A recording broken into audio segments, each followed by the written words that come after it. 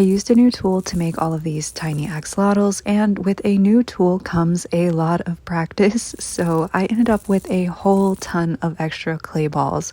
I wanted to try and make some new animals that I've never done before in teeny tiny size, but when I was making this, what was supposed to be a ferret, about at this point it started looking a lot more like a triceratops, and while I've made a tiny brontosaurus, I have yet to make a tiny triceratops, so challenge accepted, let's try to sculpt a tiny triceratops. It was mostly the same as making a larger one, except that I had to carve out the crown pieces versus just sculpting them because, again, it's so tiny, it's really hard to get the clay to move around and it dries out super quickly, so carving it out is a bunch easier.